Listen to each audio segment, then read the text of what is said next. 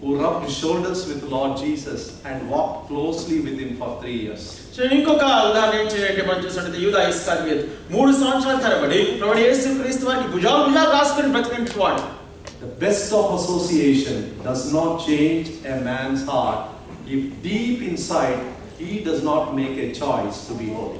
చూడండి, ఎంతో చక్కటి సహవాసం కలిగి ఉన్నటువంటి వ్యక్తి, చక్కటి వ్యక్తితో సహవాసం కలిగిన వ్యక్తి యొక్క హృదయం కూడా మార్చబడలేదు. లోపల తాను శ్రేష్టంగా పరిశుద్ధుడిగా ఉండేదాన్ని తాను కోరుకోలేకపోయాడు. This morning we saw holiness is a choice. ఈ విధంగా కదా మనం చూస్తాం, పరిశుద్ధత అనేది మనం కోరుకోవాల్సింది. It does not come by circumstances, it does not come by good feelings, it's a matter of choice. I decide to be holy, I decide to stand for God, I decide to be a person of integrity. This is a matter of choice, and the girl made it, but the man here did not make it. చూడండి, ఈ పరిశుద్ధత అనేది ఏదో మన చుట్టూ ఉన్న పరిస్థితుల ప్రభావం వలనో లేకపోతే మన చుట్టూ ఉన్న స్థితిగతుల వల్ల రాదు కానీ మనము వ్యక్తిగతంగా అది కోరుకోవాలి. పరిశుద్ధతను, అవును నేను పరిశుద్ధంగా ఉంటానని తీర్మానం చేసుకోవాలి. అవును నేను యథార్థవంతుడిగా ఉంటాను, అవును నేను సత్యవంతుడిగా ఉంటానని నేను తీర్మానం చేసుకోవాలి. ఈ యొక్క చిన్నది 5వ అధ్యాయం మొదటి భాగంలో చూసినట్టయితే అటువంటి తీర్మానం చేసుకుంది, కానీ అంతంలో వచ్చేటప్పటికి అదే గేహాజీ అటువంటి తీర్మానం చేసుకోలేకపోయాడు. The second lesson that we learn is covetousness is a big trap for any man or woman of God. చూడండి, పేరాశ అనేది ఏ దేవునికి వాడు కానీ కుమార్తె కానీ ఎంతగానో దౌర్భాగ్యకరమైన విషయం. The Bible begins in the book of Genesis where Adam and Eve coveted God's glory. చూడండి, ఆదికాండములో బైబిల్ యొక్క వేదికగా ఆరంభించబడుతుంది. అంటే ఆదాము అవ్వలు దేవుని యొక్క మహిమను పేరాశ అంటే దురాశ కలిగారు. The first sin committed in the land of promise, in the land of Israel, is when Achan coveted material glory. చూడండి, మొట్టమొదటిగా ఆ యొక్క వాగ్దాన దేశంలో మొట్టమొదటి యొక్క పాపం ఏం జరిగిందంటే ఆకాను ఈ యొక్క వస్తురూపమైనటువంటి యొక్క మహిమను పొందాలని అనుకున్నాడు. And the first sin committed in the infant church in the book of Acts is when Ananias and Sapphira coveted human glory. చూడండి, మొట్టమొదటి యొక్క పాపము మొదటి సంఘంలో ఎప్పుడు జరిగిందంటే అననీయ సఫర్యాలు ఈ యొక్క మానవ మహిమను వారు కోరుకున్నారు, పేరాశ కలిగారు. What is covetousness? కాబట్టి యొక్క పేరాశ దురాశ అంటే ఏంటి? Covetousness is longing for some advantage or some blessing that you think somebody else has. చూడండి, యొక్క దురాశ పేరాశ అనేది ఏంటి అంటే ఇతర వ్యక్తికి ఏదైతే కలిగి ఉన్నాడో, ఏదైతే దీవెనలు కలిగి ఉన్నాడో, ఏదైతే తాను ఉన్నాడో వాటిని నువ్వు కలిగి ఉండాలని చెప్పేసి దాన్ని లాక్కోవాలని ప్రయత్నించడమే పేరాశ. I am trying to receive or I am trying to grab something which God has not chosen to give me. దేవుడు నాకు ఏదైతే ఇవ్వాలని అనుకున్నాడో, దేన్నైతే దేవుడు నాకు ఇవ్వకూడదు అనుకున్నాడో దాన్ని లాక్కోవాలి అని ప్రయత్నించడమే దురాశ.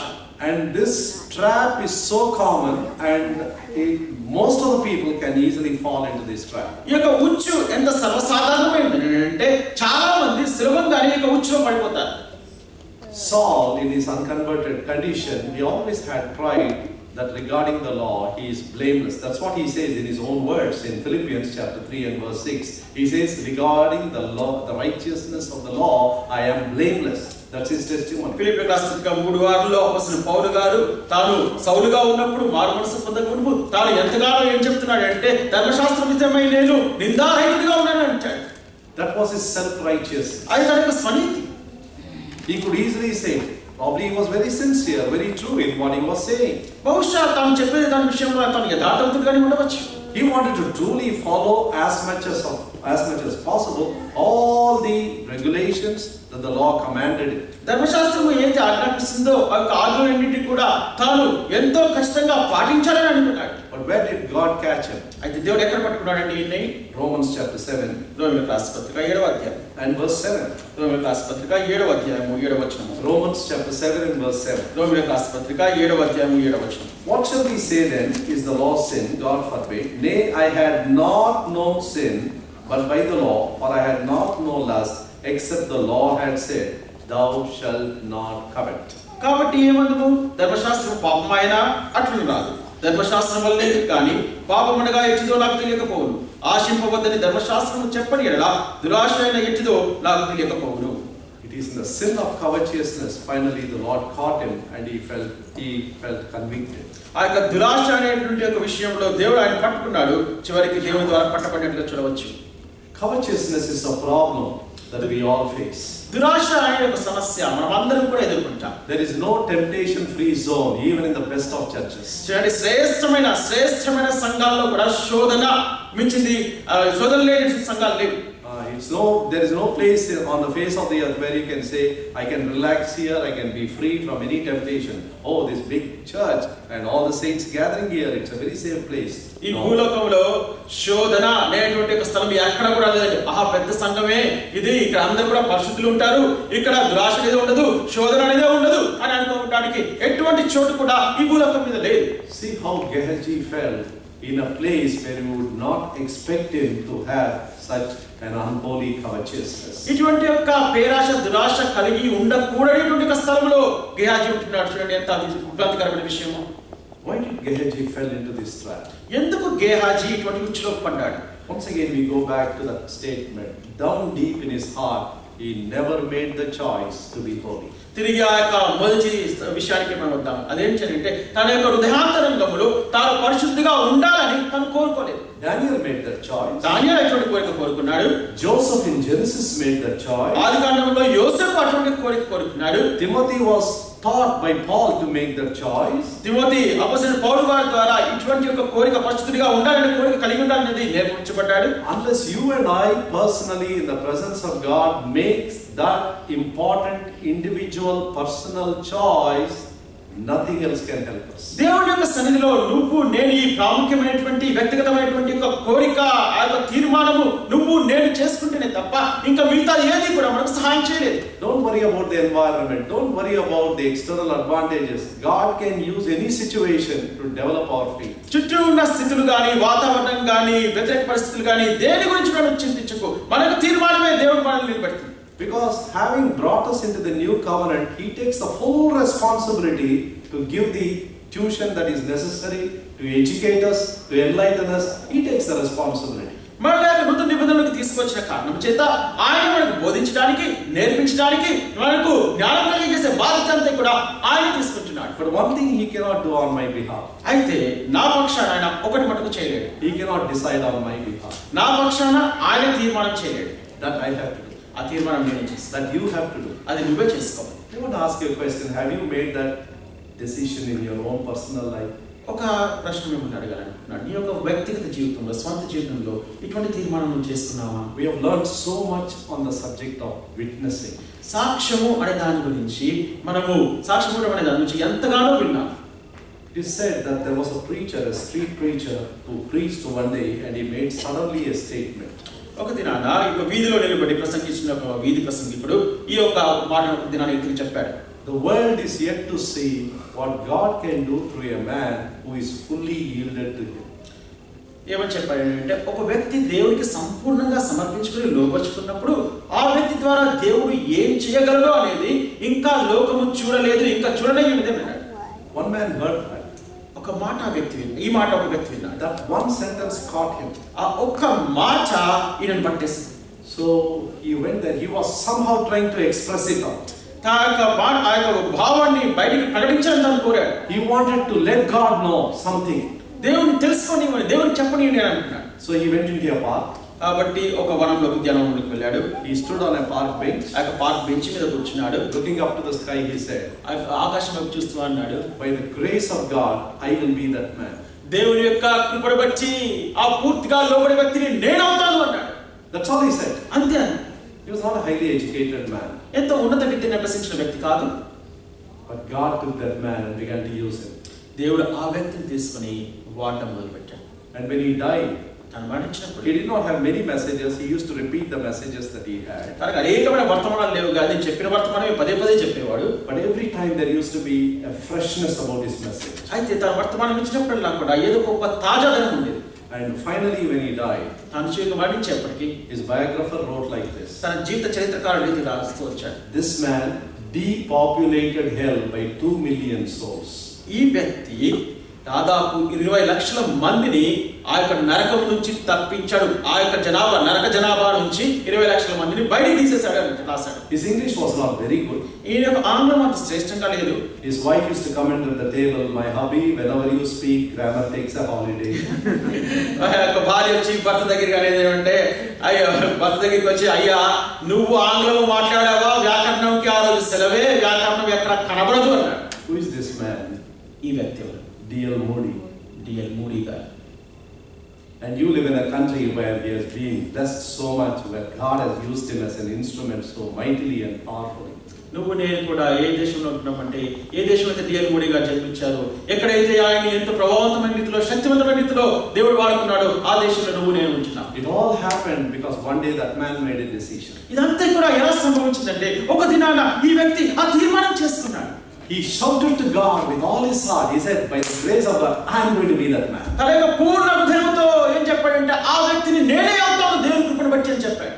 That's all. God said, "It's enough. My son, that's enough. If that has come into your heart, leave the rest to me. Training you, equipping you, enlightening you, that's my responsibility."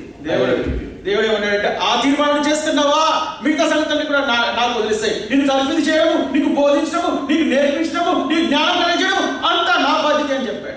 Many times we try to compensate with so many other external changes to make it advantageous to us without this basic condition of making a personal decision. వ్యక్తిగత తీర్మానం చేసుకునే దానికి బదులుగా మనం ఏం చేస్తున్నాం, మన చుట్టూ ఉన్న వాతావరణాలతో బట్టి అనేక సమయాల్లో రాజీ పడిపోయి దాన్ని నానా రకాలుగా మార్చివేస్తుంటాం. It's not wrong to invite good preachers, have a series of meetings, study the Bible in depth.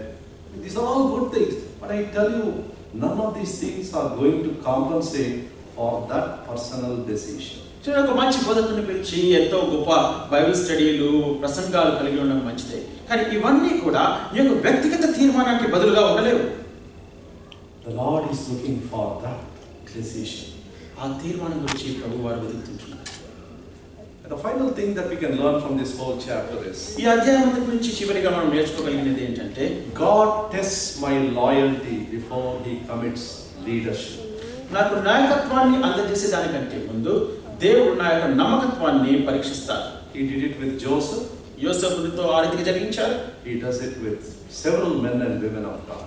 అనేకమైనటువంటి దైవజనులు, దైవజనురాలతో ప్రభువు ఆ రీతిగా చేస్తారు. He allows us to go into situations where we face to make a decision. What kind of a decision are we going to make? God waits to see. చూడండి, ఆయన ఒక పరిస్థితులు గుండా మనల్ని తీసుకెళ్తారు. ఆ యొక్క పరిస్థితుల్లో మనం ఏ రకమైన తీర్మానం చేసుకుంటాము అనేది దేవుడు ఎదురు చూస్తుంటాడు. Before God could reveal to Daniel all about the future and what's going to happen at the end of the age, he was taken through a testing period. దానియేలుకి దేవుడు భవిష్యత్తులో జరగాల్సిన విషయాలన్నీ కూడా, ఆ యొక్క జగత్తు అంతంలో ఏం జరుగుతుందో అవన్నీ కూడా చూపించడానికంటే పూర్వము అనేకమైన పరీక్షలు గుండా దానియేలు దేవుడు తీసుకెళ్ళాడు. At every stage he was affirming his loyalty to God. ప్రతి స్థితిలో కూడా దేవునికి నమ్మకస్తుడుగా ఉండేది రుజువుపరుస్తూ వచ్చాడు. He said, "Lord, I am going to be true to you. Let them throw into the lion's den.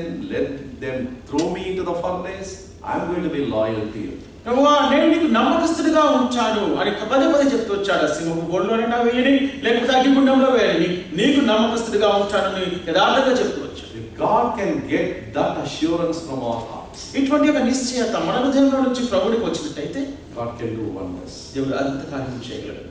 Shall we close our eyes and shall we spend a few minutes in prayer? మన కళ్ళు మూసుకొని కొన్ని నిమిషాలు మనం ప్రార్థనలో గడుపుతామా అండి? Would you shout out to God this evening and say, "Lord, with your grace, I want to be that man." ఈ యొక్క సాయంకాల సమయంలో నోరెత్తి గట్టిగా, ప్రభువా అటువంటి వ్యక్తి నేనవుతానని నువ్వు గట్టిగా చెప్పగలవా? Sister, would you say to God, "Lord, I want to be that woman"? సహోదరి, నువ్వు చెప్పగలవా? దేవా, అటువంటి స్త్రీగా నేనుంటానని నువ్వు చెప్పగలవా? Lord, I am not going to blame my circumstances anymore. ప్రభువా, నా యొక్క పరిస్థితుల్ని, స్థితిగతుల్ని, దాని గురించి నేను మాట్లాడను, దాన్ని నిందించను. I am not going to complain about all that is happening around me. నా చుట్టూ జరుగుతున్న విషయాల గురించి నేను ఏమాత్రం నీకు ఫిర్యాదు చేయను దేవా. But this evening, by your grace, I want to tell you that I will love you and I will be faithful to you. అయితే ఈ సాయంకాల సమయంలో ప్రభువా, నేను నిన్ను ప్రేమిస్తానని, నీకు నమ్మకస్తులుగా ఉంటాడని తీర్మానం చేసుకో. You know how weak I am, but please help me in my decision. ఎంత బలహీనో ఎరిగిన దేవుడు కానీ నా యొక్క తీర్మానంలో నాకు సహాయం చేయి. So far nothing much good has come out of my life. నాలో నుంచి నా బ్రతుకులో నుంచి ఇంతవరకు మంచి అనేది రాలేదు. If you can take ordinary people and use them extraordinarily, Lord, there can nothing be hindering you from using a person like me.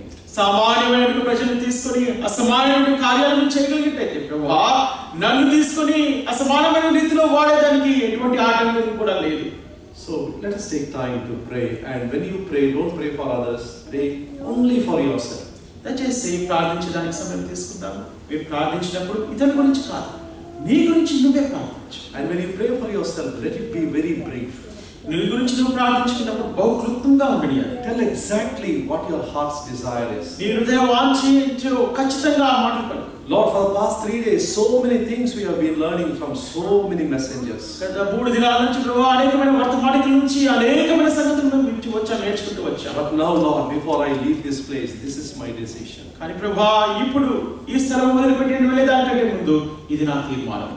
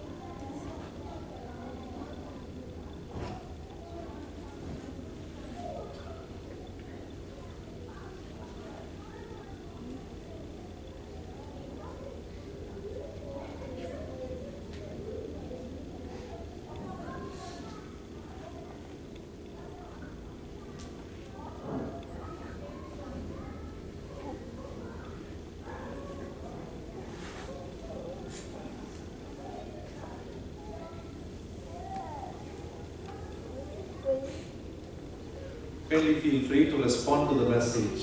If you feel that God has spoken to you, we cannot simply ignore and be indifferent and walk away from this place. వర్తమానానికి మీరు సానుకూలంగా ప్రతిస్పందించడానికి ఏమాత్రం సంకోచించవద్దు. దేవుడితో మాట్లాడినట్టయితే ఏమాత్రం కూడా సంకోచించవద్దు.